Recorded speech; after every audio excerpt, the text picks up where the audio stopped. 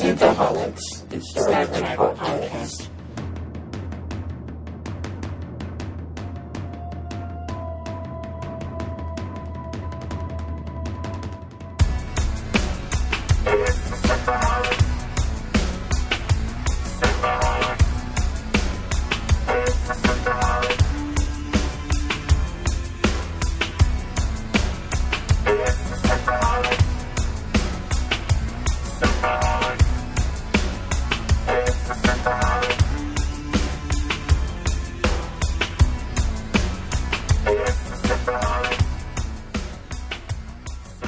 Welcome to Synthaholics, your weekly shot of Star Trek. This is your host, David Duncan, and with me is Aaron O'Brien, Holly Michelle, and we have a guest with us, Phillip. I don't remember how to pronounce your last name. It is Malerich. Phillip Malerich. And no one ever us. Gets it right. It sounds like a villain in the Watchmen or something like that. You should just go by Malerich. That's really cool. It is Eastern European, I think. So yes, nice and villainous country there. With twirling mustaches and all. That's why I didn't want to try. I didn't want to butcher it. So I'm just like, yeah, Phillip, just tell us your last name. I have to proactively butcher my own name to get people that I work with at my job to actually type it right in the email. Oh. Really? Yep. It's fun. Great. That's exciting. Well, another exciting thing, guys, is this is our 200th episode. We are old. We are very old. And I can't believe that I knew you guys when you guys hit your 100th episode. Yeah. Like, we've known each other that long already? You know us for half our life. So weird. We were like children. Well, congratulations, guys. That's amazing. Yeah, that's awesome. And now you're part of the show, Holly, like on a regular basis, and that's very awesome. We thought we lost you to the Super Bowl tonight. We thought the evil gremlins with the rings were going to take you away. That could never happen. No, that's She good. had to run. She ran barefoot for miles just to get to record. She threw lots of milk on them. Uphill both ways, in the snow. In the snow. That's right. We've got lots of snow here in Buffalo, but I don't think Holly's got so much of that in the old San Diego's. No, we are flooded out, actually. Where I work at a campground, and we had to close down one of our roads and, like, redirect people off base, and, like, Nice. It's kind of fun. So, like, we get phone calls all day, like, I can't get to my trailer or my cabin, and I'm like, okay, well, let me direct you to where you need to go. La la la la la. No snow, but a lot of that. I thought it was funny, like a week ago, we had like a ton of snow and like flash flood warnings. I'm like, when is it going to warm up fast enough for for the snow to turn into a flood? In Buffalo? Yeah. It is now. It's just 40 degrees. It'll be 50 degrees tomorrow. No, but they were calling for it a week ago. Flash flood warnings on like Monday or Tuesday when we were like, getting snowed in. I'm like, that doesn't make any sense. It's not going to be warm enough for a flash flood. It was literally like minus 2 degrees, whatever, like 2 days ago. It was unbearable. But anyways. I got so excited when I saw -2. Is that warm for you? Well, I'm in Iowa, so I'm in smack James dab T. middle Kirk's of the polar birthplace. vortex. Oh. Yes, I am about an hour north of there. I've been to Riverside multiple times. How long does it take to drive through Riverside? About 5 seconds? 5 or 10 minutes tops, because speed limit's only like 25. So they make you enjoy the scenery because that's where Kirk will be born. They I don't know if it's still there, but they used to have a scale replica of the Enterprise as you entered the town. Oh, that's cool. That's awesome. Yeah, maybe that's why JJ had it being built there. Oh yeah, I would assume so. Yeah, it's on a little trailer, and they pull it around for Trek Fest every year. Nice. Pretty cool. Very cool. Very cool. Well, besides weather and Super Bowls, and our 200th episode, which is happy birthday to us on being 200, we got a weird tweet. I don't want to say tweet by Anson Mount. He just said, "Hey, at El Palo Loco, experiencing unemployment, will act for food with Ethan Peck." And everyone freaked out that this means Discovery Season 3 has been canceled. And while I could say that might be something of concern, here's my thought, just real quick. They're between seasons. So obviously they're not acting.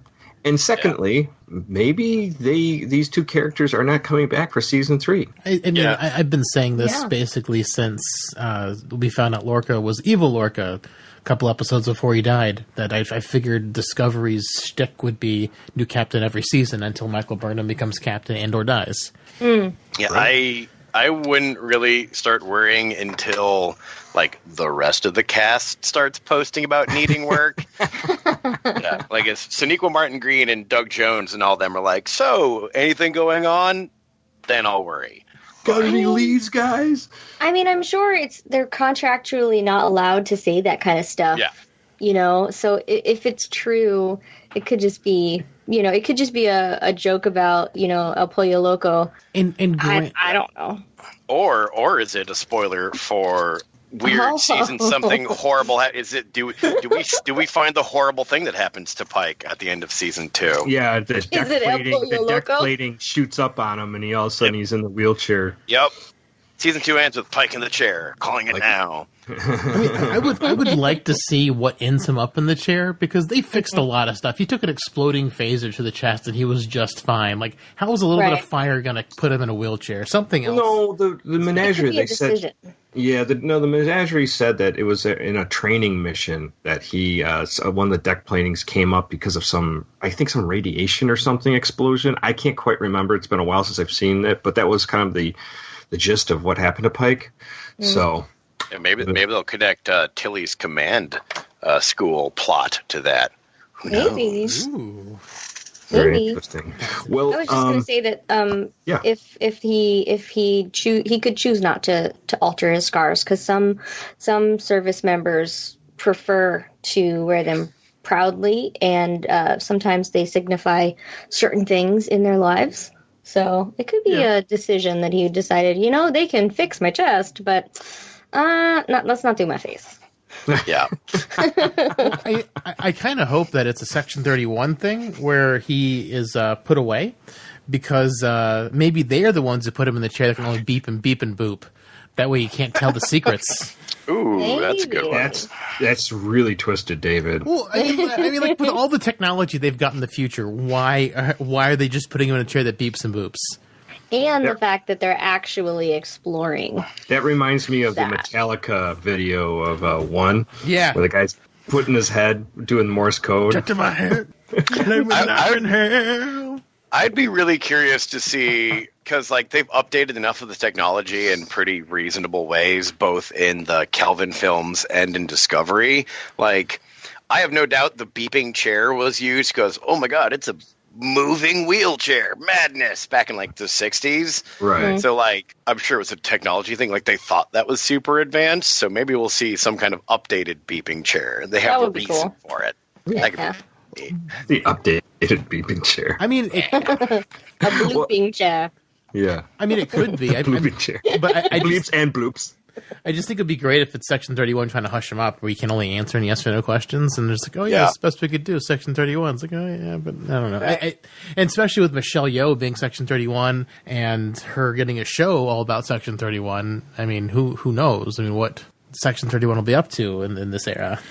Mm-hmm. This is really probably, besides a couple Deep Space Nine episodes, this is probably the most we've ever seen of Section 31. So, interesting stuff. Well, we should get into the meat of the show, right? Absolutely. Right.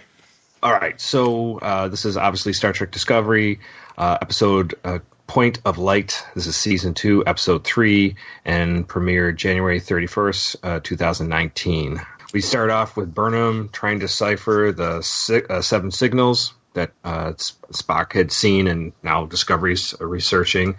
And then Tilly is, we see her running down the hallways as usual, and unfortunately she is being plagued by May. May is becoming more and more intrusive in her life, and we even see Tilly, she looks almost manic.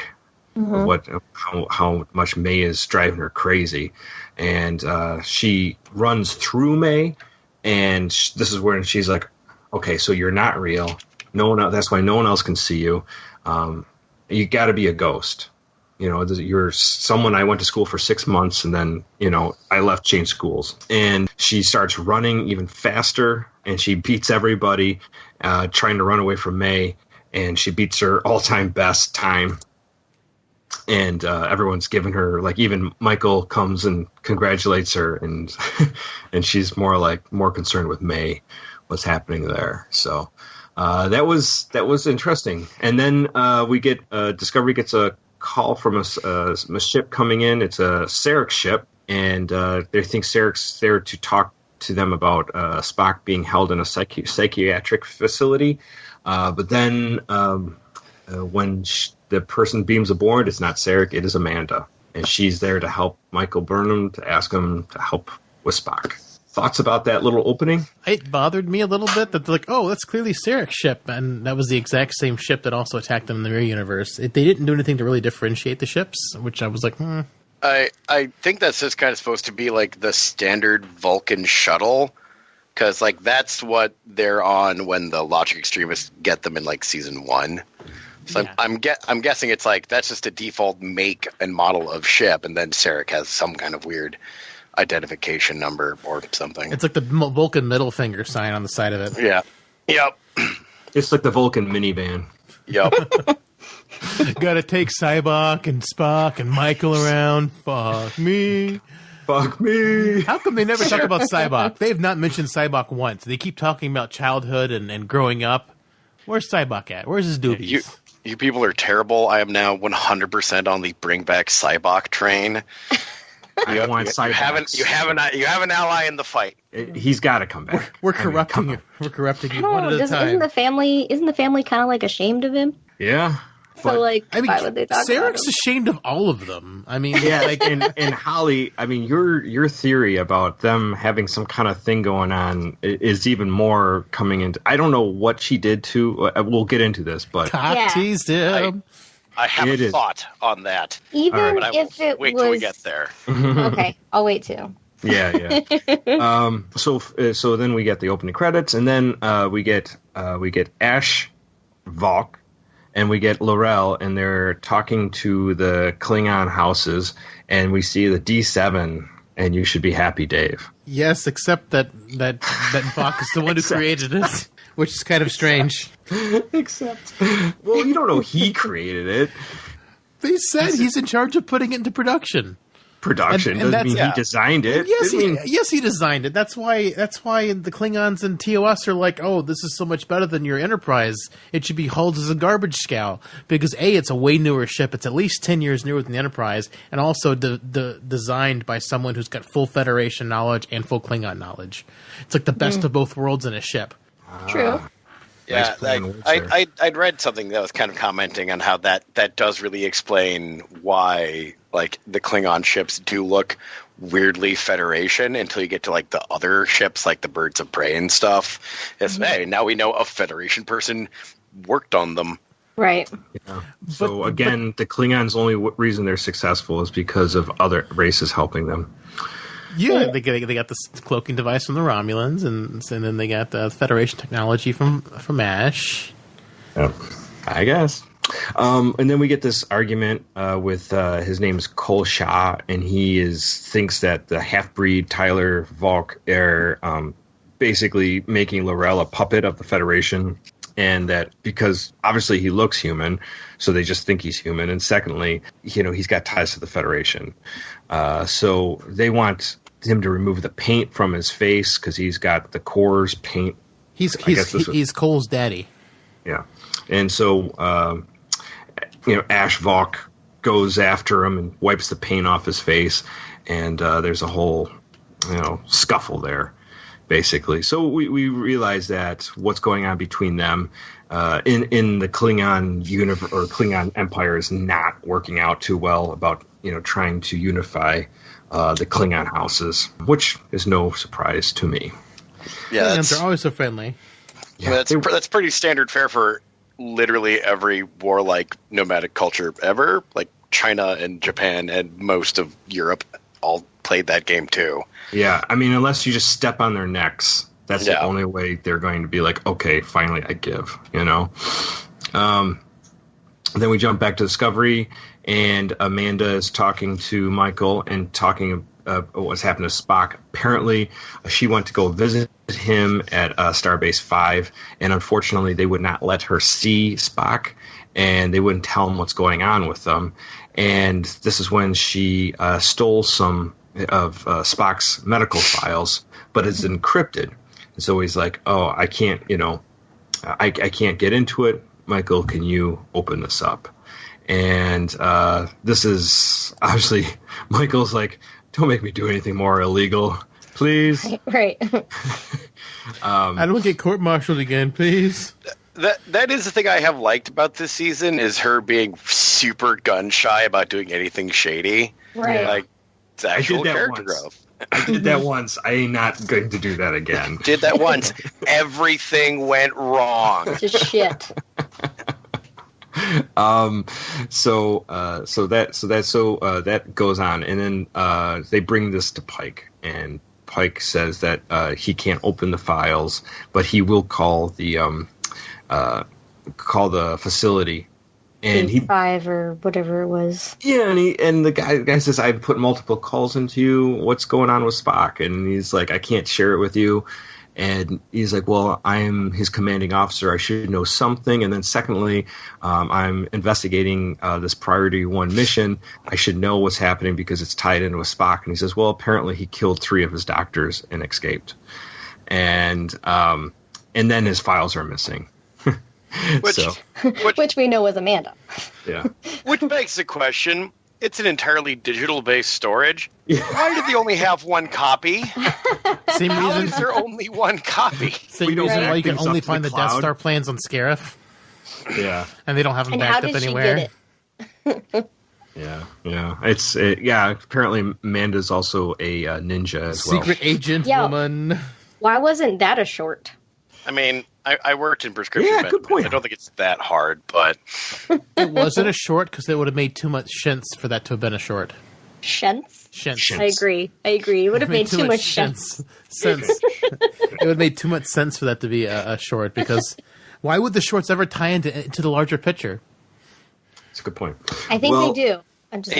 I'm guessing they do. It's just only the a much Saruan larger seems to. picture. Right. Well, so after that, he gets off the call with the Starbase 5 doctor, and he says, "Well, everyone's like, Spock wouldn't kill people. That's not him." And he's like, "I agree. That wouldn't happen. It's not like him." So he asked Michael to break open those files, and he says it's an order. So at least Pike is backing them on this. Breaking the rules. I did like Pike said that would mean me breaking the rules, and my mother wouldn't like that. Yeah. That was a funny. Pike's little down-homey asides every now and then are just a lot of fun. Yeah, breaks up the monotony. So then we have Saru is putting these new command students in a shadow program, and we see May is there. And she just will not leave Tilly alone. Persistent. Yes. And when Pike teams up with Tilly, and he's going to let's go through some of the stuff that, checklist in the chair. He has Tilly sit down, and she's completely distracted by May. And May's like, "This is not the captain. That doesn't look like the captain. He's not as serious as the captain." And she's like, Tilly starts screaming at her. Yeah, but she's screaming right at front of Pike. Right at Pike. So Pike's like, "What the fuck is going on?" Right. So we have the special ensign on our crew. Right. And this is where she and then she just walks off and says, "I quit."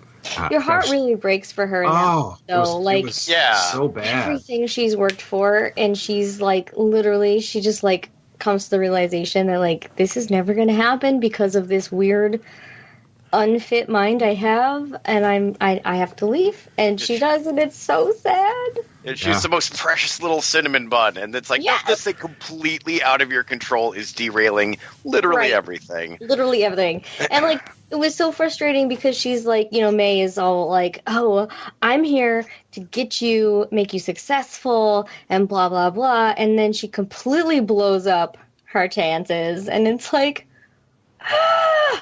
Yeah, it's a hard watch actually, and you really break, and you can see, and it's this time and there's a couple other times you see Tilly's makeup has made her look. I mean, she's already pale, but she looks real pale. Like they put like red around her eyes. That obviously looks like she's like losing sleep. Mm-hmm. So they did a really good job of making her look stressed out. Yes. Like, Mary Wiseman is who plays Tilly. She can sell the crap out of that. Oh, she is so good.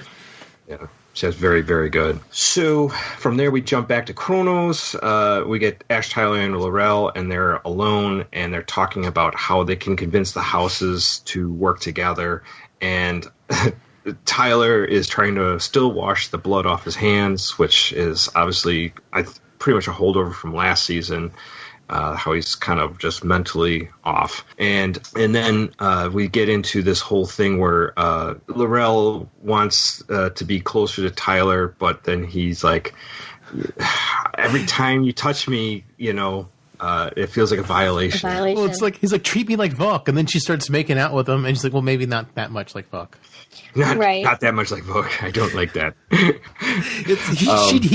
She did exactly what he asked for. Yeah. Well, we never know what we really want, do we? I don't know. I've never seen Klingons just passionately grab each other like that. You know what I mean? So even when she did it, I was like, "Is that what she would do to Vok?" Like, Worf grabbed Georgiou a couple times. Yeah, I just. If anything, it's a little tame compared to like it was a little at least tender. What they say. Yeah, it's way too not enough like biting. Because like when Q makes the Klingon woman appear for Worf, she's like hissing at him like a pissed off cat. Wasn't Worf making out with Troy that one episode? Yeah, he was dating her that one episode or a couple episodes, I think. Yeah, that was a weird throw in there, but it was that didn't really bother me so much, but it was more of like we still get the idea that Ash, Tyler, and Vok are just completely a hot mess because they've been fused together in one. So they're not, but we do realize that when Tyler looks back in Vok's memories, he sees their passionate love towards each other. They really were into each other. They really loved each other. And, how the thing is all fucked up now. Yeah. And, that not that people are ever cut up and spliced together, but, when you it happens all the time. Oh, yeah. When you experience something so traumatic, sometimes you do that. You're like, you look back on your past and you have a fondness for it. And then you can also look at your present and be like, this is not my life. Yeah. And it's so interesting. I'm not really sure if they meant to touch on that kind of thing, but I think that touches a lot of things. I think what you mentioned, obviously people who have been either raped or harmed really bad, and how they can never really commit to a full intimacy with a person because they can't open themselves up to it. Right. So once they realize something.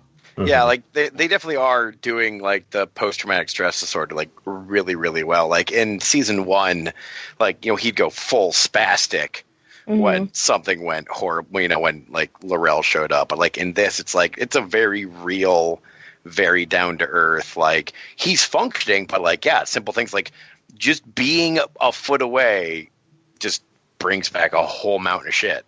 Right. And he's able to be aware and deal, but it's still like, and he says it, he's like, when he says, it's like a violation, and she's so offended, but like granted, I don't know what Klingons feel, but like she shouldn't be offended because he's just being honest. Like, I don't think she was offended. I think she was trying to respect his wishes. Whenever he said touching was a violation, she let him go. I got the offended thing, but also you have to realize Laurel's not that innocent in this. She's a bit of a monster too. She did some fucked up shit in season 1, so her hands are not clean. I think it is just both, because it's like she's angry because he's spurning her. But also, like, there is that genuine affection there. Right. So, like she's trying to understand, but not entirely can. Right.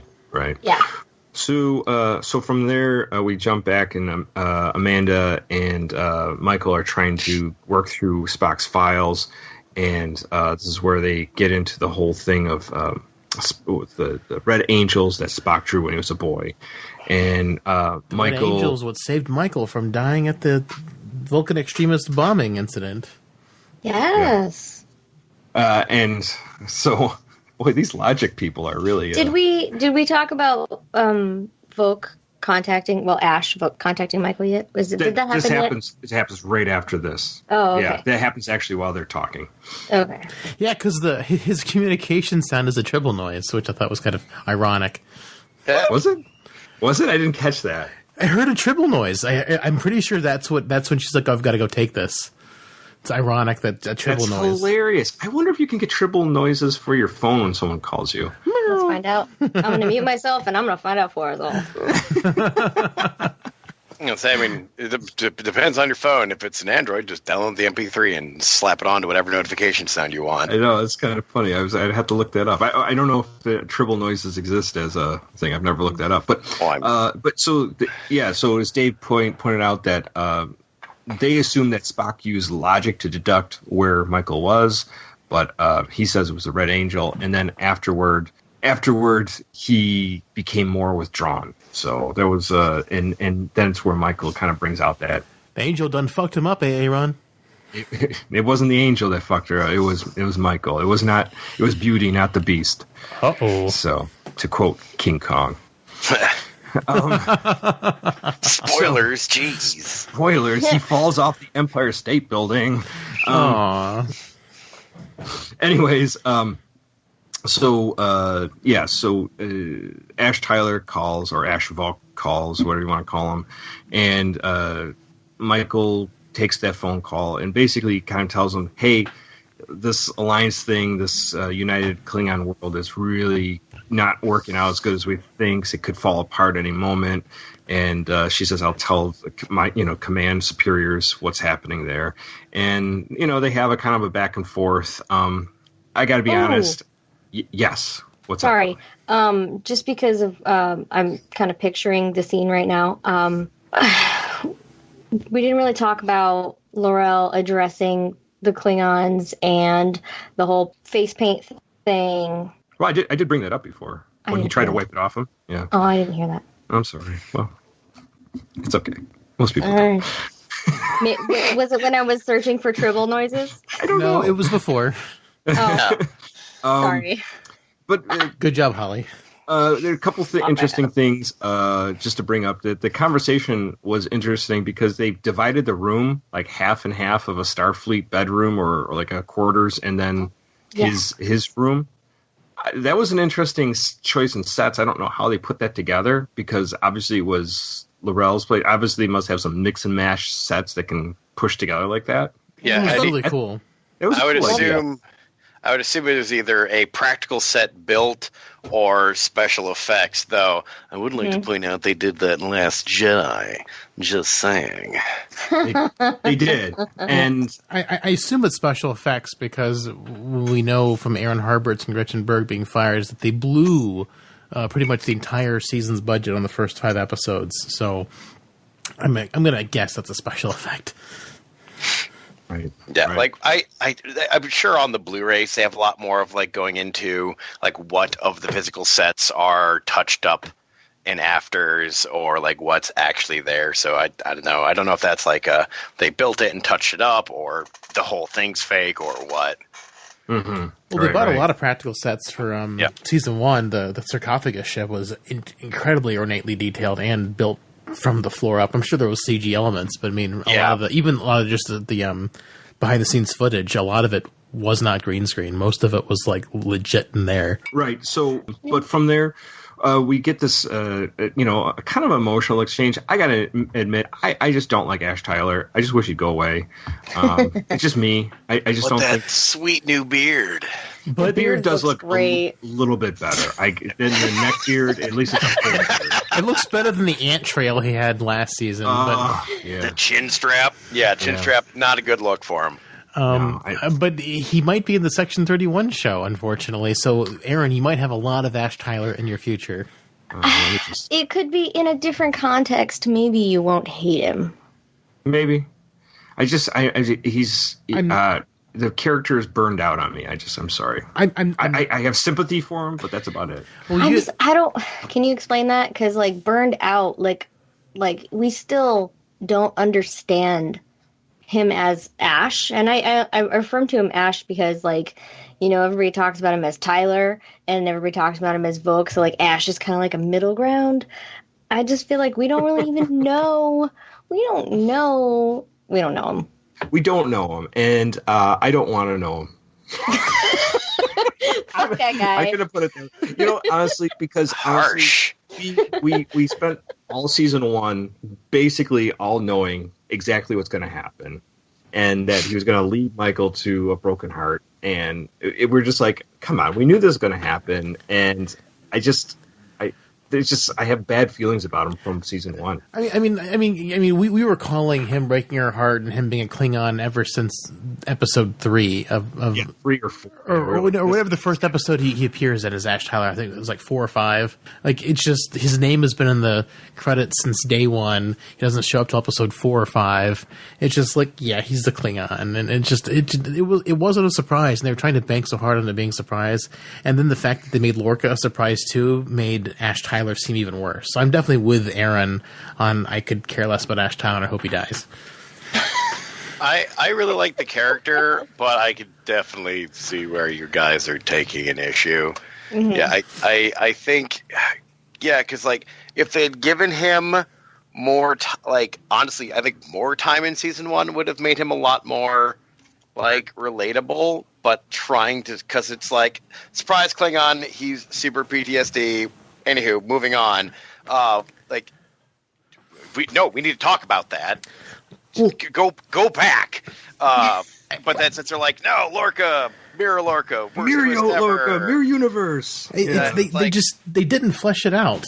They bulldozed right through it. They bulldozed right through it. And there was this plan that Laurel and him had, and it never goes into. It's like they decided to do the Mirror Universe thing, and then it ruined their Ash and Vogue Laurel thing that they were trying to take over Discovery, and the whole thing got sidelined to this Mirror Universe crap.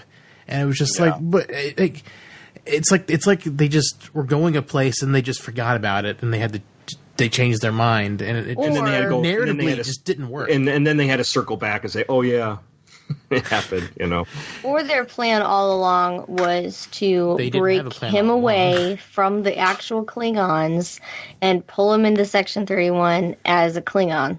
Well, they didn't have a plan because they had 3 writing changeovers in the first. I'm just saying, I know. Well, but I do think there's a couple things that, yes, Holly, I think that's obviously he would fit in great for Section 31. Mm-hmm. The other thing is with the whole comment section that we did for the group about the Klingons and the human-looking Klingons, maybe there's a version of them that comes from the Vogue Ash where we see human-looking Klingons. Maybe they'll work that in for the reason why Klingons look different. Also, we forgot about, apparently Discovery forgot about the Klingon augment virus. Even though they went out of the way to mention Archer and Enterprise in season 1, they forgot about the augment virus because all this racism against Ash makes no sense in light that there should be hundreds, if not thousands, of Klingons walking around with a human-looking face on Kronos. Just FYI, guys. It's just they're so racist against them. I'm there's got to be thousands of Klingons that have been affected by this virus. Yeah, I think the difference there, though, and maybe I'm giving them too much credit, is the augment virus Klingons are they're Klingons. They started as Klingon, whatever. They got mutated by the horrible space flu, whereas Ash. Was physically pulled apart, put back together, fused with a human mind, and then sent out. And now is running, and is now also running around calling shots rather than just, existing. Well, considering Cole Shaw's nephew, Core, has the augment virus, as we'll see him with no facial ridges and TOS. Yeah. I mean, like, I don't know. I wish they would show a couple and make a distinction in the show, because it feels like they don't, and they haven't made the distinction in the show. Yeah. Right. Well, before we move on from Ash, I just want to say that I think that from, we talked early on about the themes of, the shorts. Well, we didn't really talk about the themes, but after the fact, once Discovery started, I was like, okay, I see a theme here. I think that they really are focusing on family and where people belong, and I think that has Ash written all over it. So, he belongs with the Klingons? Well, no, he's got to figure out where he belongs. He's got to find his family. He just, part of him loves Michael, part of him loves L'Rell, and part of him loves this infant. And he has to essentially say goodbye to all of these things and find out who he is. And that definitely, is just like the shorts. Each one had showcased characteristics that each character is facing when they have to deal with their family or where they're supposed to belong. Like Saru, he's supposed to belong there, but he doesn't. So I think it's similar with Ash. I think it's part of this whole theme that they're targeting for Discovery. It's a valid thought for sure. That does make sense. So anyway, we are going to move forward here with this story. So Discovery, like I said, Michael brings up that what he did to Spock, or she did to Spock as a child, drove him to become reclusive. And Amanda basically is like, I'll find Spock. And she can tell she's kind of pissed at Michael, whatever happened, but, she gives her a kiss on the cheek before she leaves. So she doesn't obviously still loves her, but she doesn't know what it did. So. Why did you cock tease my son? So she seemed really pissed. Yeah, she did. Really pissed.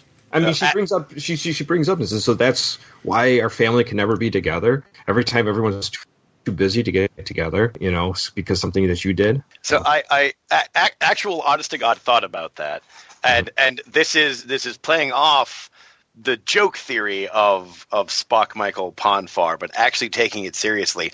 I do think something along those lines is going to be revealed.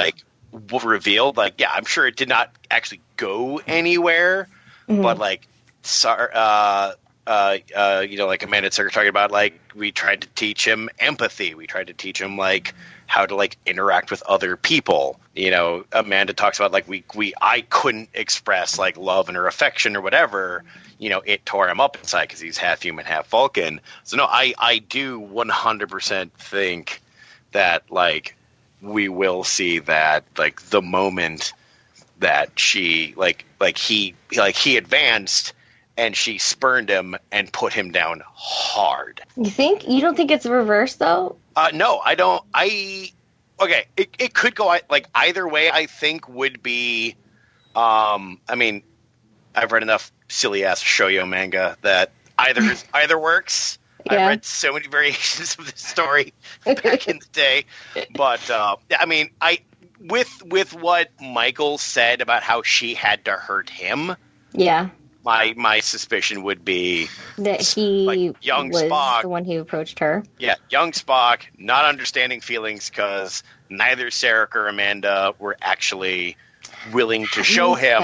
Yeah. It's I love you, and she's like, eat a dick.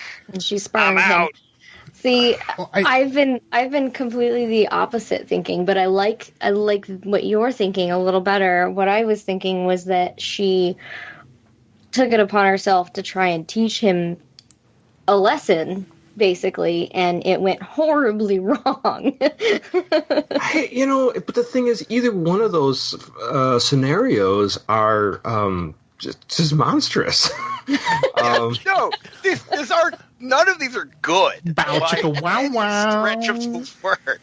Well, it's worse. It's great, but also Sonequa Martin Green has denied it. A lot of people are thinking that, but I mean, just because someone denies it doesn't mean it's not true. Yes, because look that's had such a great track record of Star Trek. Khan's not in Into Darkness. Yeah, Khan's not in Into Darkness. So. I'm pretty sure they did sleep together, or at least something like that happened. They didn't. Yeah, they didn't have to have physical relations for a lesson to be learned. Like you can teach a lesson with cock tease. Something to have happened, and it could be something a little more innocently intimate. That's not a full-on kiss, but I'm pretty sure it's like it's something physical. Lap dance. So, I don't think it's a lap dance, David. Jesus. So disturbing. Now all I'm picturing is the movie First Girls Are Easy with Jesus. with the dancers that are like flying around. Oh my god. My brain went to the Bloodhound Gang song, and then with the characters involved, that just gets so much worse. No, why? It's gonna be good. I can't wait to see it. You guys should be locked up with Spock. Probably. He's gonna murder us. Don't wish that on us. That's mean, Aaron. You're the mean one. Wishing us murdered. Spock would do that. He's harmless. You mean Vulcans, the race of people who are known to like every 10 years flip shit. 7 years. Because they have a boner, basically. Literally murdered his best friend, or so he thought. Well, I mean, that's why the Ponfar thing makes so much sense. I mean, if a Vulcan's going to get super pissed at a specific time, getting spurned on his first Ponfar. What? I mean, I think Ponfar just takes it to like a little far. So, like I think it is just going to be like it's the one time he actually like caved to the human side with the human, and the human's like, fuck no. Yeah.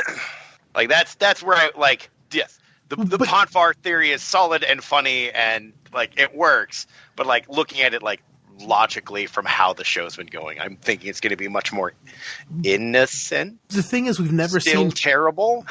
We've never seen Ponfar from a teenage perspective in Vulcans. We've only seen Ponfar in adults. Do they Ponfar as teenagers? I mean, I would imagine so. It would probably be worse. They're just stroking fingers. I mean, what yeah, but it's not heavy petting. It's still a body chemistry thing, like hormones. I mean.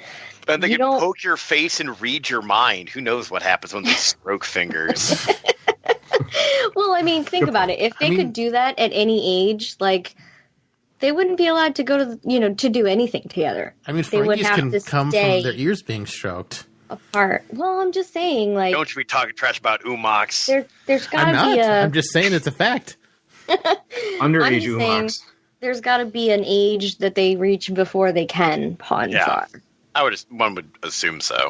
Right. I would assume their first Ponfar is around 14, because you're not going to Ponfar at 7, but you'll probably Ponfar at 14. That would make perfect sense. It's around when, teenage time. Okay, so what's how old was Zoidberg when he decided to have to go on the planet and we don't know how old Zoidberg is. We have no idea.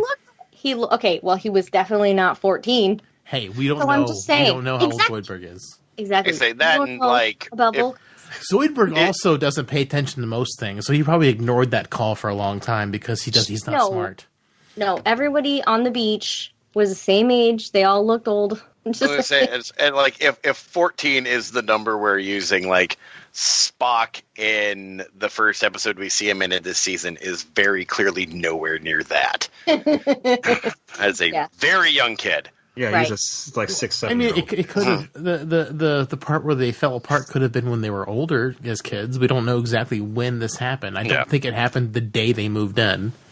No, I definitely think they're adult when it happens. And when the only thing I have that even brought this whole thought on in the first place was after the first episode, there was this season on Discovery, They're old, and well, they're not old, but they're their age, their current age or younger. And Spock had a beard, and it was just I don't know. I don't think they're 14, but I guess they could be. It's that I don't know. Yeah, and beard Spock might be psych ward Spock too. Sure. Yeah, that's true. Right. Trying to shock him out of it. Yeah. Wake the fuck up. Well, going back, we find out that Ash follows a person walking through his palace into another part of another palace, and he finds out through one of L'Orel's uncles that he has a baby child through his side of Volk, another albino baby. Mm-hmm. And this was held... What a coinkydink. This is apparently albino skin, just as a hereditary trait. Apparently it's a dominant gene in Klingons. Who knew? Right? Yes. So from there, we find out that even L'Orel hasn't even seen the child, and that she was keeping him from him because it was a liability, basically, for something bad could happen to the child. So they were trying to protect the child. Obviously, probably the Ash Tyler side sees this as is a terrible thing to do. Like the baby's not even named. So there's lots of things kind of layered in there as bad. And from there, we jump back to Tilly goes to her quarters and finds Michael's crying in bed after her discussion with Amanda. And Tilly's at the end of her rope, and Michael needs to be distracted, so she wants to find out what's going on with Tilly because she heard what happened up on the bridge, and that Saru was asking for what was happening with her, and she just tells...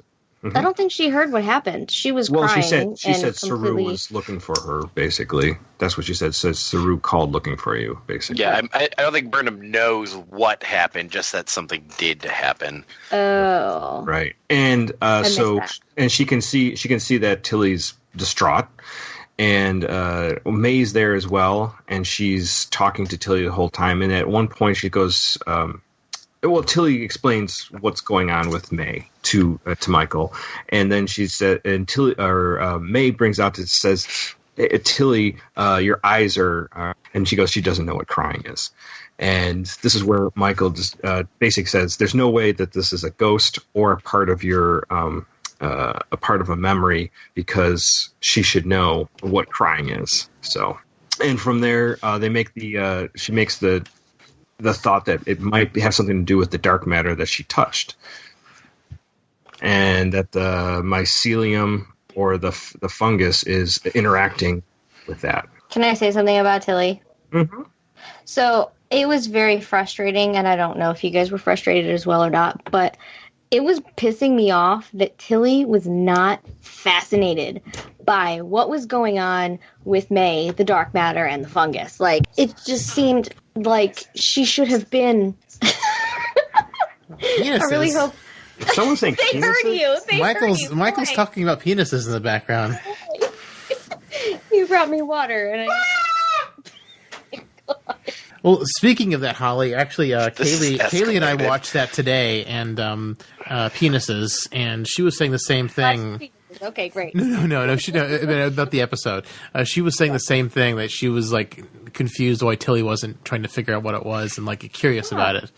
Like I get Tilly not being like curious because I mean I'm sure that's especially when she's like I think she was until she found out her friend was dead, and then that's kind of when things took a very drastic shift. Or it could just be that she's so damn annoying, won't leave her alone. Yeah, like, just at her wit's end of a never-ending, like, she can't avoid this person. They're always there. They won't stop talking. They won't leave her alone. No one else sees her. She thinks she's crazy like that. I mean, that's... She goes to the bathroom to take a shit, like, and May's talking. Yeah. You know? That is the kind of stuff that'll drive you nuts. Yeah, like, the one thing I don't get is, like, why didn't she go to the med bay? Like, she says she's avoiding med bay. It's like, why? Because she didn't want to get dropped. Yeah, but I mean that's gonna happen anyway. Like, I mean, and if it never happened before and just started happening, and she knows when it started happening, it'd be like, "Hey, Doc, a thing happened." Yeah, like what's up? Frustrating. Like she should even so. I understand like the scared and being scared and being frustrated up until Michael is like, hey, this didn't start happening until you touched, the dark matter. So it's got to be related to that. And then they figure out that it's the spore. And she's like, well, a spore did land on me, which good call, David, because you did say that was going to come back. Yeah. And it did. It did. Argued about that. It did. I said it was the dark matter. He said it was the spore, and then it was both. It was both. So, but like, even after she figures that out, she coldly, like, still 100% disinterested. And at that point, not only should the team have addressed this, but Tilly should have sought answers from May and found out why she was interested in Stamets, why she was there, and nobody was like, Tilly, ask her why she's curious about Stamets, or Stamets didn't say, why is she asking about me? Like, I believe that's going to be revealed later in the season. I think we'll see May come back. And did you see the previews for next week? Yeah. Oh my God. The next time definitely shows that May is up to some shit. Mm-hmm. Yeah, and I agree. They're up to their eyeballs in May. But I think that Tilly has, as stated before, she wants to be in command. She wants to be a captain, and obviously an unfit mind is not going to make the cut for captain. So she's trying to hide this. Yeah. I think normally she probably would have, but she's in such a panic because she's afraid that she's gonna get dropped. You're gonna get dropped. Yeah, it's her dream. So I get that side of it. The other thing is there's some confusion because we'll get to it, but she believes that Stamets is the captain of the ship. And, May does. And that he's doing something insidious. So I'm wondering what that might lead into. So there's something that May was saying that there's something something that Stamets is doing isn't working right. Or I think in order to figure that out, we need to go back to the episode where the spore landed on Tilly to watch Stamets and see. Well, my guess is May is thinking of mirror Stamets. Maybe. Right. Because she's a mirror spore. Yeah. And she's like, he's really mean. He's really this. And like, Stamets is sarcastic as hell, but he's not like mean. He's not cruel. Yeah. But she also called him captain, and he was never a captain, so that was also kind of confusing. but then she's like, he pilots the ship from here. So like, if she doesn't know what crying is, she's probably not going to understand the structure of Starfleet. But the thing is, officers.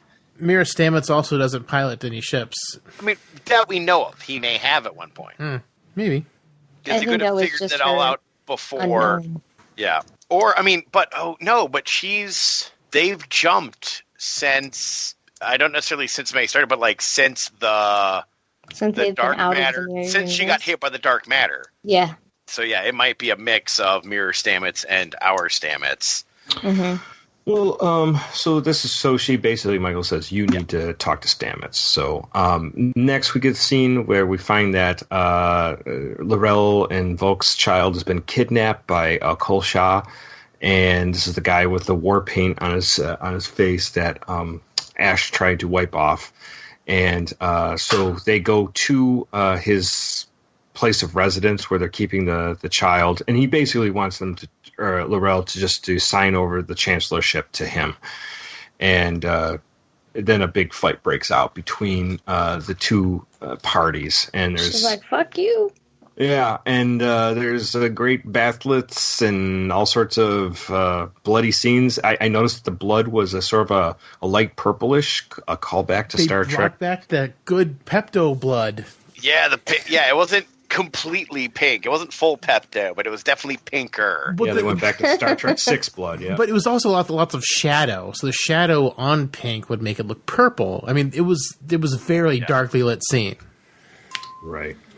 Well, Dave, I assumed when this broke out that you were like rock hard. Yeah. Just I need that pink Klingon blood. I need that effeminate. No, just the Klingon violence. Yes. Oh yeah, it was great. I love Klingon violence. This is Klingon violence.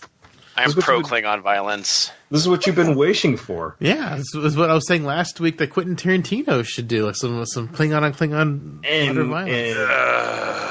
And Ash gets a knife right to the shoulder. So I have thoughts about Tarantino. I will not go into them right now. Yes, I heard that. It sounded like you were passing a kidney stone. So, but yeah, so Ash got stabbed in the shoulder, and I applauded. I was like, "Good job there." Dun, dun, dun, dun. Oh, but he didn't die, unfortunately. He didn't die, and just before it looked like Kolsha had been defeated, and he was cornered. Then more of his men showed up, and he has some weird device that basically puts him into paralysis that is going to apparently suffocate them. And he steals Laurel's blood. Steals Laurel's blood and steals has her Ash's blood. Yeah, she steals Ash's blood as ink. Yeah. What? No, he uses Laurel's thumb. He stabs Ash with the mek'leth. Yeah, he he stabs Ash with the weird taser knife thing. And he's like, "Thank you for giving me my ink." And then he walks over, he's like, "I'll borrow your hand," and takes her hand and runs it on the knife. Okay. So he had to sign it over, but just at the last moment when he's going to kill Ash, which I was hoping for, who shows up is Phillip Georgiou walks in, and she is obviously the Mirror Universe Section 31 super agent, super spy, and she disintegrates all of the other, soldiers, house members, and then she puts some weird force field anti-grav bubble on Kolsha, and another Star Trek 6 callback with Klingons and Zero G. Right, and then she and possible precursor to the Echo Papa. Echo Papa. It's a killer drone. It's this little crazy laser drone from a TNG episode. Oh, that like season 1. Yeah, Echo Papa 617. Wow, that's a callback. I haven't seen that in years. I amazingly remember that because of a card, actually, more than the episode. Because I've seen the episode, but like a Christmas card or a Valentine's? No, the Star Trek card game. Oh, okay. And the card was Echo Papa 617 Killer Drone, and for whatever reason, that cadence has stuck in my head since like 1995. Nice. So right after she unfreezes Ash and Laurel, they just, Laurel just guts Kolsha right away. So, and that's the end of that. Was brilliant. Although she did threaten earlier to do it with her bare hands, I was a little bit upset she used a bladed weapon. Yeah, like spiked him with her fingers or something. Well, then Georgiou asked to talk to Laurel alone. Hey, can you kill him?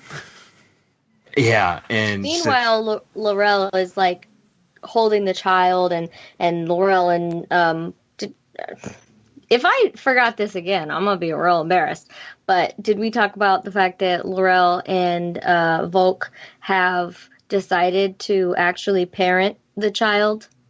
Well, they didn't really get into it. It's per se. We did talk about them like hiding it for all that time. They hid it, but then they decided as a team that they were going to I don't think that was brought parent up, together. And then they go to find the baby, and that's when they find that he's missing and that he's been taken by Coleslaw or whatever his name is. Coleslaw. That's a good name, actually. I hate Coleslaw. That sounds like a role-playing name that you put together for a character as a joke. Yeah, so now she's like coveting the baby while she's talking to Georgiou. That's all I wanted to say. I noticed her motherly instincts had finally kicked in for once. Presented it themselves, yes. And Georgiou basically says, Tyler Volk is a liability. The child's a liability. He says, if you can't kill them, we just got to get them off the planet if you're going to be still Chancellor. And so she's got to make a decision. Then we get back on Discovery. Stamets has Tilly on chair and basically saying that this is a organism that's that, as we said, that the little green spore that is attached to her back in the episode What Is Past Is Prologue. And it's a multi-dimensional fungus parasite. And when she touched the dark matter, somehow it must have awakened it or something brought into her mind that she could, and it took form of May. Somehow it mined that information from her. And so he decides he's going to suck May out of Tilly by using that sample that she had gotten from the dark matter. And so when it does that, it becomes this like a blob floating in the air, and they put a shield around it to contain it. Sorry, go ahead, David. Oh, I didn't think much of this at first, but when I watched it with Kaylee today, she's like, it was like she said it was kind of like a silly TOS cop out where it's just like a blobby thing. She's like, it should have had sparkles on it. Sparkles. Not everything. I mean, it was kind of like glitter bomb. It was kind of glistening because it was moist. I didn't even make that TOS like reference that it's just like a blobby thing. I was like, oh yeah, that's right. That is a very TOS-y blobby thing. It kind of had like the Mucinex look. So those creatures in the Mucinex commercials. So. I wonder if it's related to the murder pancakes from which TOS episode? Annihilation. Operation Annihilate. Yeah, that'd be great. Yeah. And it was a little too big. Like, even the scan of where this infection had spread, like, it was only from, her shoulder into her collarbone, not even too far down her chest cavity. And, like, when he removed it, it's a spore. It's porous, and it sucks in things. So if it's that big in her chest cavity, it should have been smaller when it was pulled out. Maybe her boobs would be smaller going forward. Who knows? I doubt it. She's got a great rack. She does, but maybe the spore was enhancing the rack. I doubt it. So that was all Tilly. That's all very Wiseman. It's all woman, man. But sorry. Go ahead. But So the alien blob snot, whatever you want to call it, is in a force field, and kind of like a small Langolier without teeth. Well, the weird thing is, like, in the like X-ray screen, like, it looks like it's fibrous, like it's a bunch of strands. Yeah. But then it's out, and it's like, oh, it's a ball of sticky tack. Mucus. All right. You have an infection. So then we get a jump to the L'Rell talking to the Klingon houses, and she shows the head of Tyler Vaux that he said he tried to call the Federation and betrayed us, and he killed my infant son, and we see the infant son's head too. So we're like, what the hell? So you're thinking, so you're thinking like decapitated head of Ash and the infant was pretty shocking. So she throws Tyler's head into a stream of lava, and then she says that now you, instead of calling me Chancellor, you'll call me Mother. So shush. Everyone loves that. They do, which I was pleased and surprised. Does it make her a MILF? A Klingon MILF?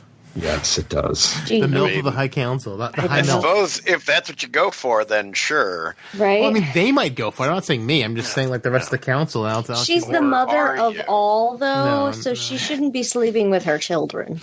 Just saying. Well, that's gross. I mean, exactly. They're not really your children. It's just a figure of speech. She did not mean it figuratively. I only had like two kind of weird thoughts of that. It's like, all right there, Daenerys. Nice to see you again. And then it's like, I must be something more fierce. Mother. It's like, it's not a scary word there. Sorry. Maybe some people, mom can be pretty scary. Yeah, I suppose Klingon mothers could be like notoriously violent. How about my mother?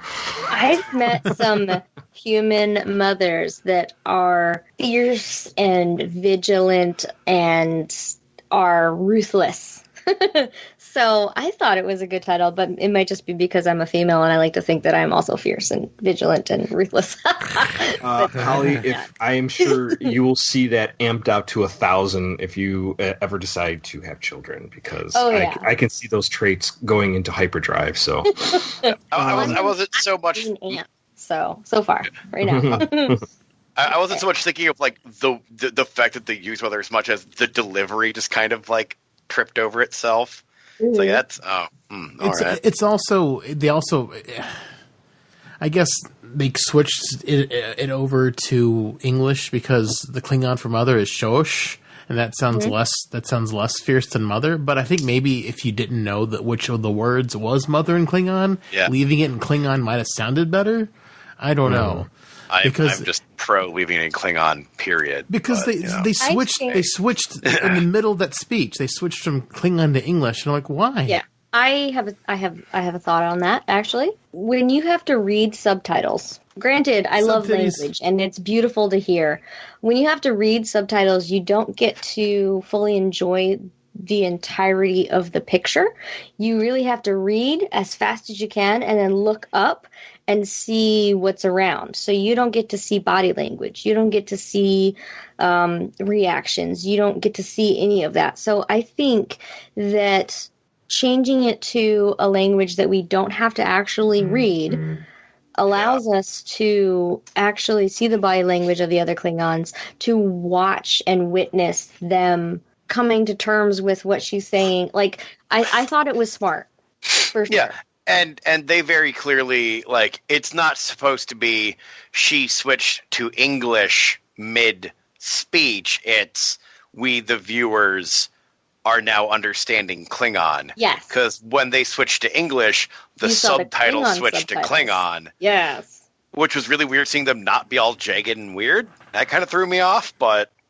Yeah. Well, they switched it for like one line, and then they're like, "Oh, okay, it switched now." I mean, I understand that it switched for us, the viewer, but it just like that line might have sounded better in Klingon because, like you said, like maybe Mother doesn't sound fierce to some people. Shosh probably doesn't sound very fierce either, but only people who've kind of studied Klingon will know that Shosh is Mother because Klingon phonics is weird as far as like word placement or sentence structure. So you may not know which word was Mother. I'd say. Answering the phone sounds like you want to punch someone, so... If you're thinking about how the word sounds and you're thinking of the fierceness of how the word sounds, I didn't think about that. What I thought about was how it's viewed culturally. So the Klingon women are fierce and mighty. So... Oh yeah, I know you were saying that, but I'm just saying Phillip said it didn't sound fierce to him, and I know you believe it's fierce, Holly, and some people have met fierce mothers, but he was saying from his experience it didn't sound fierce, so that's why I was just making that comparison. Yeah, I just mean that like in different cultures, mother varies, and so like as a human, especially in 2019, mother might mean best friend. But in Klingon, mother is very direct, very specific. So it may not have mattered that it was mother was spoken in Klingon or it was, spoken to us in human, but the culture itself has to be considered when you think about the words if you're going to compare how fierce a word sounds, because it's not the sound necessarily, it's the meaning. And especially fans of Star Trek who are very, very knowledgeable and in depth with their culture and all that, they would notice. Which actually would be really cool. I'm kind of hoping for this because, like culturally, like just because it orally sounded kind of meh to me, like culturally it could be really, really interesting. And what I'm kind of hoping is like I can't think of any instance where they've really gone into what women's roles are in Klingon society. Because like Lursa and Bator are like clearly done as snivelly villains. They're the Team Rocket. They're Team Rocket. They're Team Rocket of Star Trek. Yeah. And then you have and then like all the plots that are heavily based around Klingon women is like House of Quark in Deep Space Nine, which is a comedy episode. Great episode, to be fair, but it's silly. And then Lursa and Bator are snidely Whiplash villains. Like actually seriously looking at women's roles in Klingon society could be really, really cool, and also make a bunch of Star Trek fans who are weirdly not progressive really, really angry, which would also be fun. So, more reasons to do it. Well, mother is a loaded topic, no matter what. So, either mother is loving, mother is your friend, or mother is that person that you dread getting that phone call from. So, either way. So just after that scene, we get a cutaway, a ship that looks a Federation design, but far more advanced, little sleeker looking, almost black, silverish black. And it looks like it's even has some kind of weird effect, like it might be cloaked or something similar to it. That's like changing appearance or something. Of that it's nature. got movable nacelles like Voyager. Yes, it does. Ew. And they set orbit around a planet, Borith, and this is a monastery, and where the followers of Kalis are. And inside we get the whole Tyler is talking to Georgiou, and where he wants the child to grow up, that he'll never know his mother and father, but he knows that they'll be safe there. And then they give a little things like, you did pretty good with those decapitated heads that you gave Laurel. So how'd you get that technology? And then she shows him the old black badge. And he goes, oh, Section 31, which Dave probably just jumped out a window. Come on, people. And so we get Georgiou basically giving probably her best line that freaks have more fun, and that he should join Section 31, that they could use them. And we get a little quick thing with the captain of the ship, and tells Georgiou, you should work on your recruiting speech, and she goes, don't give me notes, and he goes, he's in, and then they fly away. So I am so pleased Evil Michelle Yeoh is back. I love it. And getting her own show. It makes me want to I really want to be a villain in a TV show or a voice show. I don't know, but I want to be a villain. I'm already a Michelle Yeoh fanboy. Her being super badass villain in Star Trek is just the best thing. That's great. Well, so that's the show. It wraps up there. Phillip, your guess. What did you hate, your big takeaways from this episode? I really liked this episode. I don't really have anything really. The only negative thing I have to say about it is, holy crap, can we please cut it with the panning shots? I really like the panning. I like the smooth panning shots around the bridge. I like smooth panning shots, but when you're going to do the flip over, start upside down, start at the 45-degree angle 3 times in the episodes. Do it once in a while. Don't do it constantly. I rewatched it right before getting on here, and some of the people I was watching with were getting dizzy watching the show.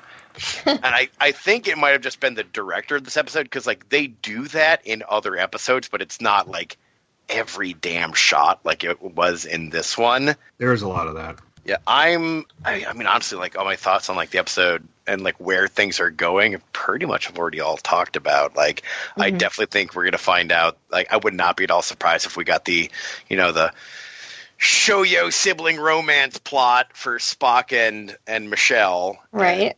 Or Michael, and that's why everything has gone horrible. I'm really curious at this point, honestly, just to see where they're going with the Klingons. That's the big mystery I've got at this point, is they did a lot of time with the Klingons in this episode. Well, how does that move the plot along? What does this mean? Right. Long term, what all does this mean? I really want to see where it goes.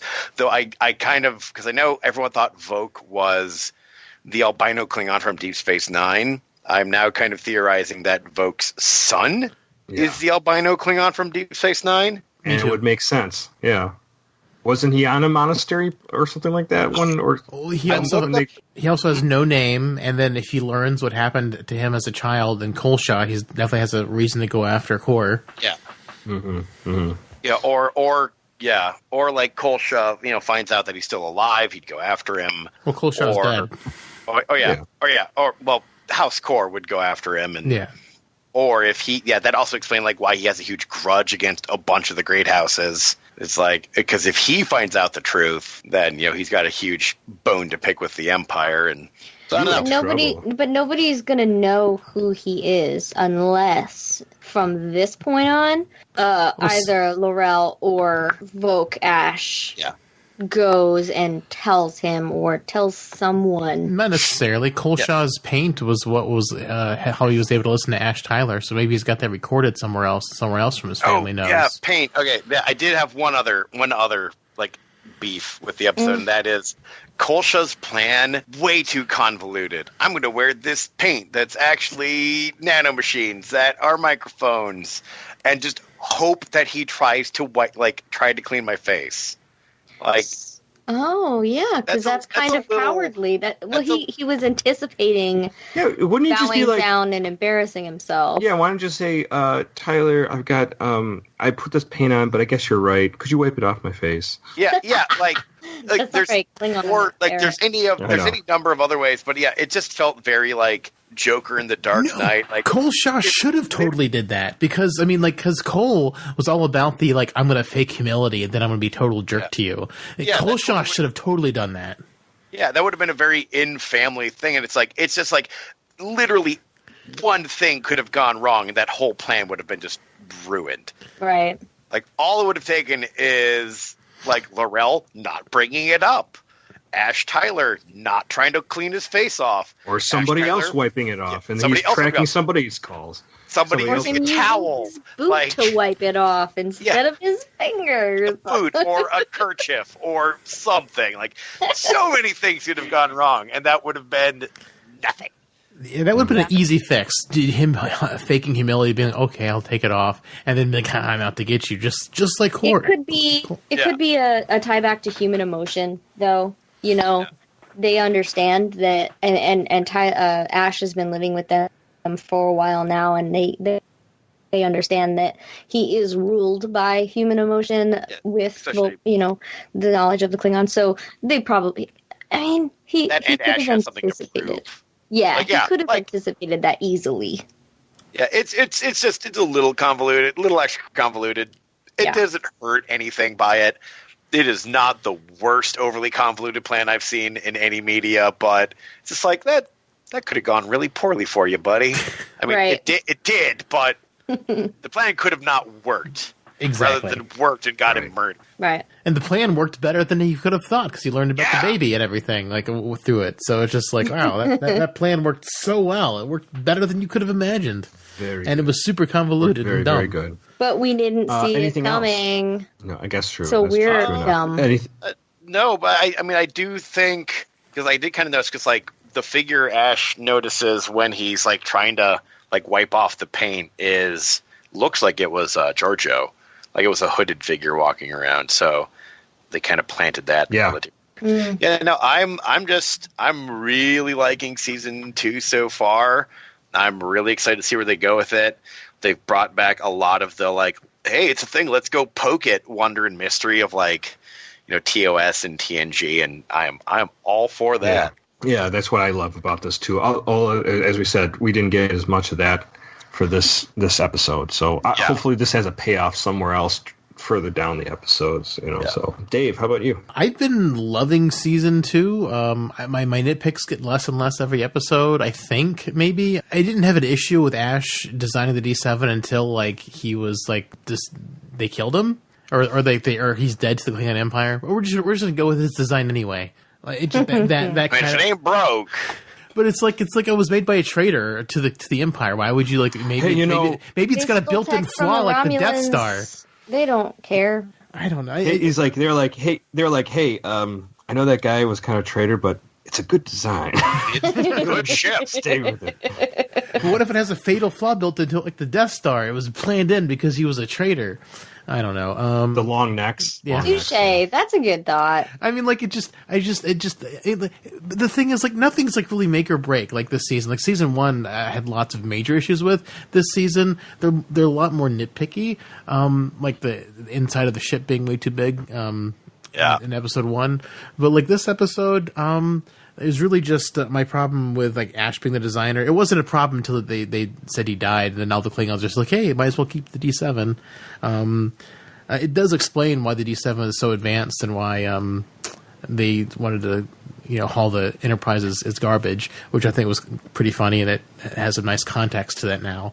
The whole thing that we talked about just a minute ago was interesting, convoluted. I didn't think about that before, but yeah, it's weird. It feels like the Tilly thing was kind of rushed. I wish we got more time with the Klingons and maybe like move the Tilly thing to more of next episode or something. It just felt like her stuff was like really rushed and like kind of glossed over a little bit. Mm-hmm. Mm-hmm. Yeah, spooky ghost kid mystery, like being not resolved but explained in only 2 episodes is really kind of quick. It's coming. I mean, you know it's coming back. I mean, I when Holly was saying it seems upsetting that she wasn't more inquisitive of what whatever May was trying to get at. But I think she was just more freaked out. So I think anybody would be, you know. So that might be a very just human reaction to seeing somebody, even, you know, when you're in the bathroom and she's talking to you. Like, would you get the fuck out of here? Yeah. Maybe I'm just weird and, like, I don't know. I would be very curious. I would want to get to the bottom of it and. Oh yeah. And I know that it's easy to say, like, what you would do in the heat of the moment, but yeah, How about this? Let's just a scenario. Here's a scenario to throw in front of you, Holly. Like, sure. What if you found out your home was haunted and you keep seeing ghosts in your home? Like, would you actually try to find out what the hell that ghost was, or would you get the fuck out? See, that's a very hard scenario for me to actually acknowledge, because the way I was raised, in order for you to really experience, you know, hauntings, is to allow them into your life. So being that I fully believe in God and that Jesus is our savior, and I believe in the rapture and everything. Like, I don't think, like, I don't accept hauntings. I don't accept ghosts into my life, and I don't think that I will ever experience that, and I don't plan to. But ghost hunters always try to accept ghosts into their lives, and they can never find them. Nah, they want to make a show. Nah. Even my coworkers are like, yeah, hey, the beach club's haunted, and I was like, okay, sure. Interesting. But yeah, I can't really give you if you could word it differently, maybe I could give you an honest opinion. I don't know, because if I got haunted by someone in my past, or by someone who was, maybe I wasn't aware was in my past, because at first Tilly doesn't realize she's someone she knows, I would be 100% curious. I'd be like, okay, so I started seeing this bitch on April 2nd, and I was eating a turkey sandwich. And a lot of mushrooms. Maybe it was the cheese. Like, it would, and I would, if it means I have to have a conversation with this anomaly, then I will have a conversation and find out. Mm-hmm. So for me, it's different, because I don't do the ghost thing. Well, good enough. Fair enough. But yeah. I mean, if it does ever happen to you, then we'll have to have a discussion, won't we? Oh, for sure. Yeah. On the show. Story. I'll save my ghost story for maybe the next Halloween episode. Ooh. But I have a ghost story too. Maybe we should plan that for our next Halloween episode. But yeah, I don't know. I don't think I would be more curious if it was something in my brain, you know, rather than it was a phantom or a spirit or a demon or something haunting me. Yeah. Dave, anything else that you want to bring out? I feel like I've got my one theory I've kind of put together for this episode is I would imagine L'Rell's going to die pretty soon, pretty quick, because Gowron said there was never a female on the High Council before, much less one who ran the High Council. So yeah, you're banking on that one. So I mean, it's something that it's canon, and they said I think canon's like up. It's just it's up in the air right now. Honestly, also like a thing kind of to bear in mind with like a lot of the like, okay, so like Spock saying there's never been a mutiny. Why isn't bringing up Burnham? That makes sense, but like because he's Spock. Yeah, because he's Spock. She was he cocked so much he blocked her out. Yeah, Gowron saying there's never been a woman on the High Council is like almost 100 years after Discovery. Mm-hmm. Like, just even if you look at how much things have changed, like in America in the same amount of time, like it's, you know, stuff. If you like, there are just things that have just been forgotten in history. But like usually, like the presidents are on a wall somewhere in your school. you know, or maybe they pulled in Egypt and like, yeah, she dies, and they're like, that never happened. This person didn't exist because like there was like a female pharaoh, and like they tried to smash all the statues of her and a bunch of other crazy stuff. Well, was it Akhenaten? Wasn't that the one that was trying to get everyone to abandon the old gods and worship Aten or something like that? And just the one god, the monotheistic god, and they removed all evidence of him. It's only until way later that they discovered this guy existed. Yeah, like we found random weird thing that they missed, and now we're like, oh shit, this was a thing. So yeah, like L'Rell could easily have just been scrubbed from history in the century between the two. Well, I mean, just a short reign would be a lot easier to scrub from history, and the fact that like we're not sure where they're going this season with the Klingons. It makes things a little bit more difficult to like what are they even going to do next season with the Klingons? It just seems like they would need to get away from it for Discovery to go back to, if they want to be more TOS-y every single season, like they could probably leave the Klingons alone after season 2 for all we know. And you know, and their culture could call for, you know, not acknowledging, unfortunately, you know, acknowledging them as acknowledging females as warriors, but not necessarily heads of house, which I know you mentioned House of Quark earlier about, you know, her being the head of house and needing to take a husband, blah, blah, blah, blah, blah. But like they could still, even, I think in House of Quark, like they only recognize Quark the patriarch. became the head of house. Yeah. So this could lead to that, and there will probably be a cover-up of L'Rell's time as, Chancellor? Yeah. Yeah. Is that yeah. Or so mother. Now, whatever, Empress. Mother of Dragons. Whatever they're going to call her now. Yeah, so. Holder of Kronos under her thumb with the bomb. Holly, what about anything from you? Any thoughts from you for this episode? Takeaways, hates, likes? I only have 2 things because we interjected a lot during this episode, which is fun, and threw our thoughts out live stream. But I declare that we call Ash Vokash. I think that's fun. And I just kind of wanted to touch back on, I think it was last episode when I was like, you know, I think the whole season of Discovery is going to be the Discovery chasing down these anomalies.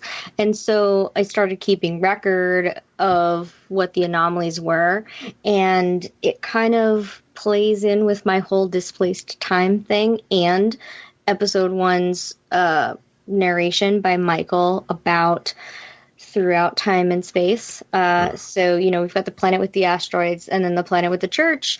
And another anomaly is, I think, in the past, which was Spock finding Michael. So I just thought we should notate that for the future, because it might not play into an episode, but I think that's part of one of the anomalies. Yeah, put that as a pin in the map, right? Yeah, exactly. Those were really the only things I had to add, except for the tribble sound. Yeah, that's great. I need to rewatch that and see if that is what happends. It sounds like a tribble sound. I was like, is there a tribble in the room? I didn't see one. So I think the tribble noise is the call from a Klingon, which is great. Let me pull up what I found on Zedge. This is the only thing that came up for it. This is the sound. That's TOS tribble sound. Yeah. That's all that came up on the thing I use. So, so what about you, Aaron? I liked the episode. The sets were beautiful, especially for everything on Kronos was great. So much fire. Burn it all. For a planet that has like a hollow core, there's a lot of lava. Doesn't make a lot of sense there, but the planet core. I love you. Sorry. I you did a Phantom Menace callback.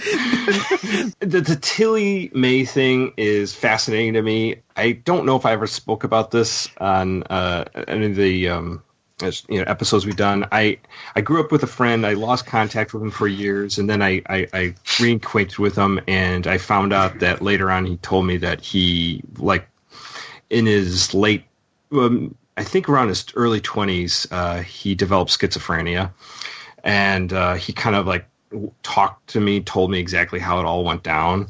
It's just terrifying. The idea, like, when your brain lies to you, you know, and it's my heart goes out to people that have to deal with that.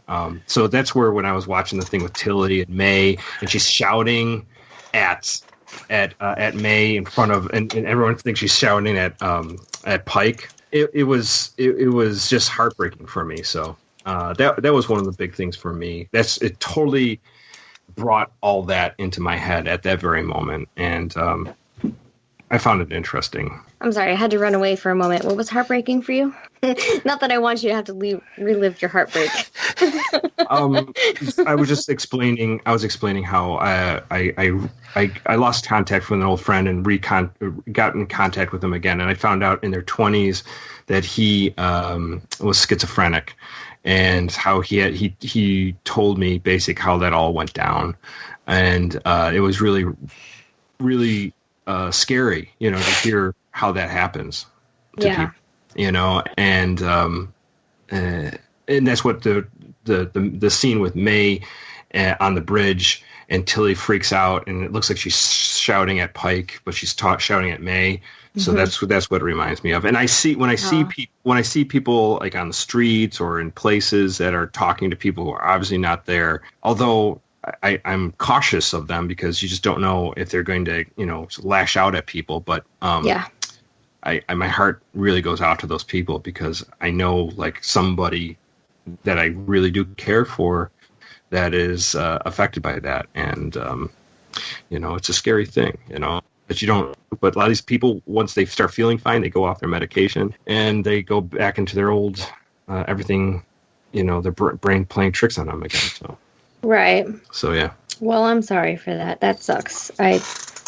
No, that's what happens. That evoked that memory and that thought. And other than that,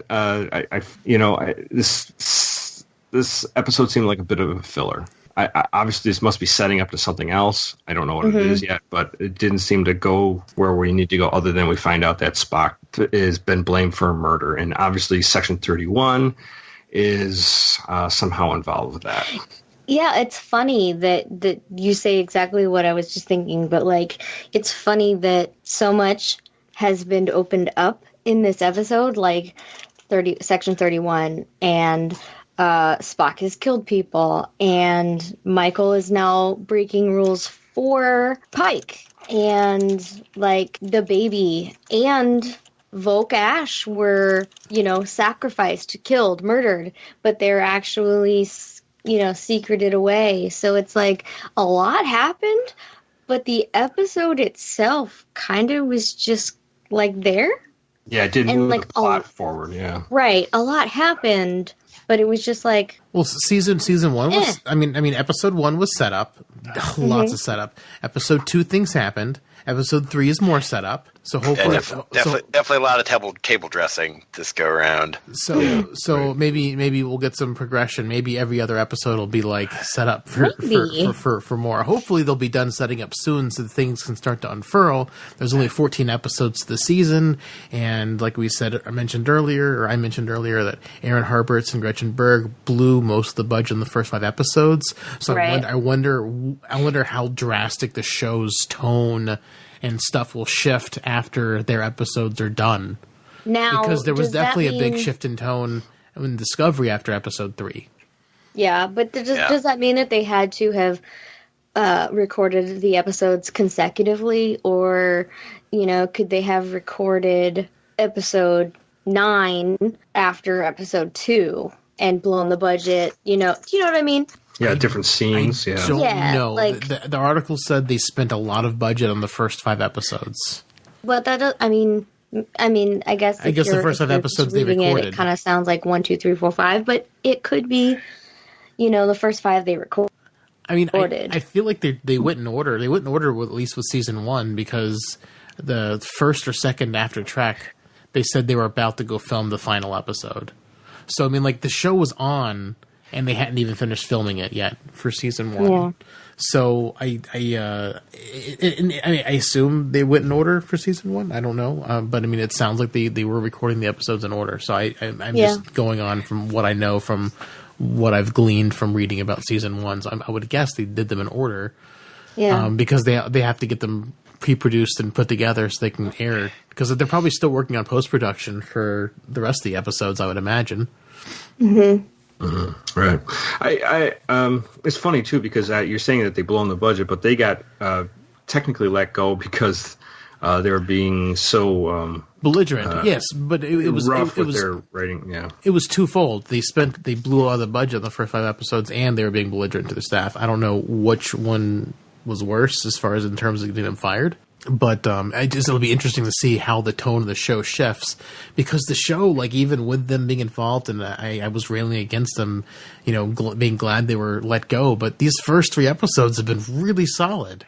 Yeah. So I'm really wondering what's going to happen after episode 5. Like, where is the quality going to shift? Is it still going to be cohesive somehow, or is there going to be a massive shift like there was in season 1 with just the a different black writers? Yeah.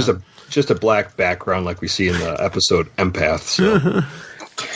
So all in all, was everyone satisfied with this episode? I really enjoyed it. It was a good episode. Oh, yes. I feel like the episodes are getting better and better and better. Okay, good. Like it's been a steady ramp for me. Like we haven't had any drop offs for me currently yet. It's everything's still moving up in my mind. Mm-hmm. Right. Great. Cool. I can't say anything else about this episode. I mean, I did enjoy it. I thought everything was great, and I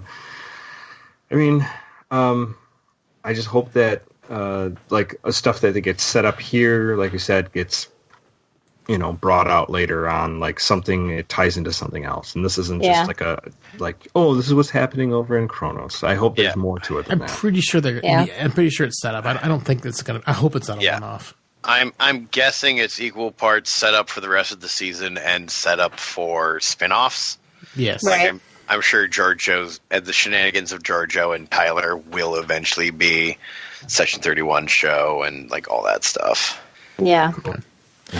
I don't know. The only thing that bothered me about the episode was Tilly not being curious, scientifically curious or fascinated with the spore that was inside of her. That was the only thing that did not make a lick of sense. Everything else, I was willing to rationalize.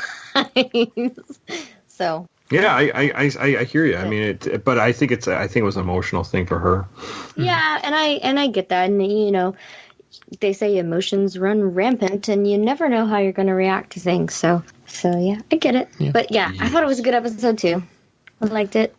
I look forward to next week's. Actually, they come out on Thursdays, right? Yes. Yep. Yeah. Do you know what time? Because 8:30. Thursday, 8:30 p.m. Mm-hmm. Oh, because I'm like sitting around on Thursday, and I'm like, I kept getting on CBS All Access, and I'm like, okay, it's not there. And I get back on later on in the day, and I'm like, okay, it's not there. And I was like, okay, maybe I need to like log out and log back in. And then I was like, I'm not doing that. I'll look for it tomorrow. It takes a while for it to work sometimes. Like the first episode, I couldn't see fucking hour after it was supposed to come on. Oh. Like it just wouldn't update. update. Things like that, like feed wise, it's been slow here and there. Yeah. Gotcha. That is why I have switched to going through Amazon. Amazon. Because it's still the CBS networks, but the Amazon app is so much better. Is it? Yeah, and you The app pay for works. an episode. You don't have to pay for it monthly. You pay for an episode. You can still do the monthly subscription through Amazon, Really? but because you could sign up for like HBO and stuff through Amazon as like Amazon Prime TV channels. Mhm. It's the exact same thing as the CB, but like the actual interface of the Amazon app is way less dumpster fire than the CBS All Access.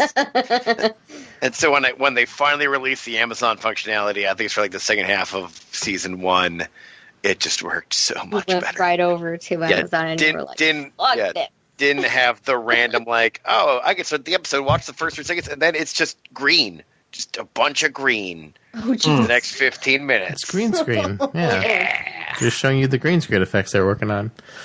So, Philip, is there any place you want anyone to find you online, or do you want to remain anonymous? I really don't have a web presence beyond my blundering around like an idiot.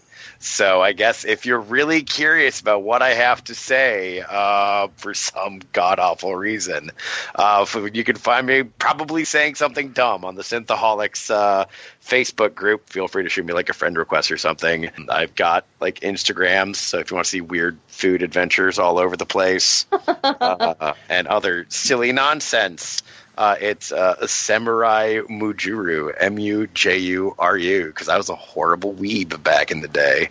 Interesting. All right. Well, you can check him out there. Bush, so. Well, with Synthaholics, you can find us online at synthaholics.com. All our music is provided by Warp 11, except for our intro. Warp 11 you can find at warp11.com or Warp 11 on Twitter. On Twitter, you can find Synthaholics. You can find the show at Synthaholic Duo. Personally, I'm at David_J_Duncan. Aaron's at Blackbird 2004. Holly's at Lunar Thistle. And is someone whispering dicks again in the background? Whisper. It's like whispering It's or not whistling Michael. Dixie, He's not in here. but like whispering dicks. Whistling dicks.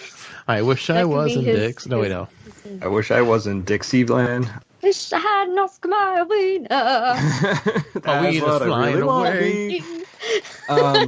Because if I was an Oscar my wiener. Everyone would be in love with me. That's true. Titball! Well, as well as all that, you could definitely go to Patreon/Synthaholics if you want to back us on Patreon. $1 a month is not much to ask to help us move along and pay for our expenses for producing the Synthaholics podcast. As well, if you can go to Apple iTunes, rate and review us there, that'd be wonderful. And if you can't do any of those, as I always say, please tell people about the show. Let people know what we're about and what we do. It's a great way to get people to know about us. It's true. And like with the whole Apple thing, like if you don't have an Apple account, you're not allowed to like rate and review, and you have to put a card in. Yeah, just tell your friend. Still trying to find a way to review podcasts that don't involve an Apple account because Right? Apple is terrible and It doesn't. I hate them. It doesn't exist. It doesn't exist. Yeah, and like I- Google Play can't do it, or it does it in a weird way, and it's really annoying. Oh, believe me, Apple iTunes is just as annoying. Yeah. I found out But it's today the that gateway drug. Pandora has podcasts. Yeah, Spotify's been getting more into it too. I use some random weird Android app that I paid a couple bucks for, and I have no idea where it pulls them from, but it works. So I still can't review. Tell us what it is. It's The fella. Pocket Cast. Yeah, Pocket Casts is the app I use. It's really good. Podcast. It's like a couple Interesting. bucks. It's a really good podcast app. I'm glad we show up there. Yes, you do. That's where I get it every time. Yeah, so it must pull from somewhere. I guess Yeah. it pulls from iTunes, because I mean, that's where I upload to. Oh, maybe. Yeah, everything kind of like pivots off iTunes for some reason. I mean, so. like most all the other accounts pivot off that. But anyway, thank you all so much for listening. Live long and prosper. One and all. One and all. Well, McCoy, my boy, come mix me a drink. Before the night's over, I'll puke in the sink, and we'll cry till we laugh, and we'll both shit our pants. You're the best drinking friend I ever had. Nice. I hope you were recording the gin recommendations. I was not. I've already started like 3 other files, and I did not start that one. You bastard. Find me on the book face. I can message you. Okay. Gin Sounds good. advice. Our whole conversation was like about alcohol, and we're Synthaholics, and it's not recorded. Stir, not shake. Very important. One time. The one goddamn time. You had one job. I have one job. Yeah, I know. That's starting up soon too. All right, looks like we're both under recording. Okay. Husband and wife. So Marriage. all are one. Talk, That's the part. Talk that. Klingon Mach Talk Judge. Since I've been on the show, David, you've never once asked me where people can find me on my website. Jeez, what a jerk. What a fucking... No, right? What is going on? Well, maybe you should jump in after Aaron's thing. You guys are so fluid and not rehearsed, because it's not like you guys sit around in a dark room and talk, It's very dark in here. And you just don't know about it. 200 episodes, you guys are so rehearsed, there's never any way for me to be like, by the way, if you want to find me. Maybe you should be a polite host and actually ask your guests, other than the weirdos that show up occasionally, where you can find them. Jeez, man. Right. Well, I'm pretty sure when you were a guest, Holly, we did ask you, but after you became a regular, you're part of the show. We just.